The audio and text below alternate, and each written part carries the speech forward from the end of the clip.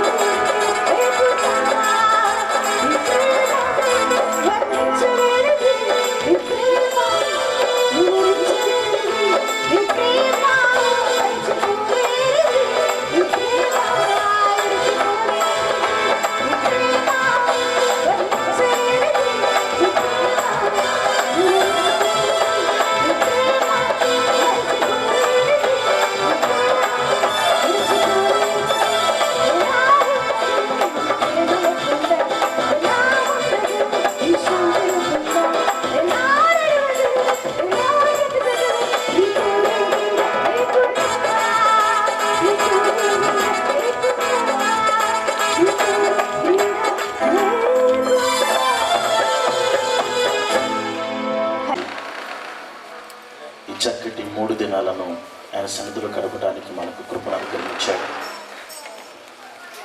నిన్నటి దినం చెన్నై ప్రాంతం నుంచి జోసెఫ్ గారు మన మధ్యలో ఉండి చక్కటి ఆత్మీయ వర్తమానము చేత మనం బలపరిచారు.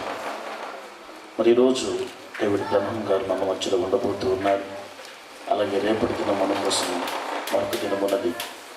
మరింత చక్కటి మంచి దినాలను మరి ప్రభు సన్నిధిలో మనం పొందుకున్నామైతే ఈ కార్యక్రమం ఆశీర్వాదకరంగా జరగాలంటే ఖర్చు అధికమవుతుంది కనుక దేవుని యొక్క సన్నిధిలో ఆయన భారాన్ని భరించడానికి ఈ సభల యొక్క ఖర్చులో మనము కూడా పాలిభాగస్తులమై దేవుని యొక్క ఆశీర్వాదానికి హక్కుదారులు కావడానికి మనం సిద్ధపరచుకున్నాం. ఈ మంచి సమయంలో తెనాలి ప్రాంతం నుంచి మన మధ్యకు వచ్చిన మరి ఒక ప్రత్యేకమైన పాట పాడుతూ ఉంటుండగా యవనస్తులు మీ మధ్యకు వస్తారు. మనం అందరం కూడా మన గుప్పిళ్ళు విప్పి ప్రభు సన్నిధికి మన సమర్పణను అర్పిద్దాం. మరి ప్రభువుకి ఇచ్చి ఆయన శోధించినట్లయితే ఆకాశపు వాక్యలను విప్పి పట్టజాలం దీవిన ఆయన మన మీద కుమ్మరించే మంచి దేవుడు కనుక మనం మన పూర్ణ హృదయముతో మన మనస్సు మనల్ని ప్రేరేపించిన కొలది ఈ సభల యొక్క ఖర్చు కొరకు వెనక ప్రభు సమృద్ధిగా మనల్ని ఆశీర్వదించి ఆయన కృపతో నింపి వర్తిల చేస్తారు. ఈ సమయంలో మరియమ్మ గారు ఒక కీర్తన పాడుతూ ఉంటుండగా కానుకలు సమర్పించబడతాయి. యవనస్తులు దేవుని నామానికి స్తోత్రములు. మీ అందరికీ నా వందనాలండి. త్వరగా నాకు ఈ అవకాశాన్ని ఇచ్చిన పాష గారికి వందనాలు చెల్లించండి. నీకు నా వందనం దయామయుడా, నీకిదే నా వందనం. గర్భవాసినైనది మొదలుకొని నన్నింతవరకు కాచినది నీవేని. గర్భవాసినైనది మొదలుకొని నన్నింతవరకు కాచినది నీవేని. ఎన్ని మార్లు పొగిడినా, ఎన్ని స్తుతులు చెప్పినా, ఎన్ని మార్లు పొగిడినా, ఎన్ని స్తుతులు చెప్పినా నీ రుణము నేను తీర్చలేనయా, నీ రుణము నేను తీర్చలేనయా.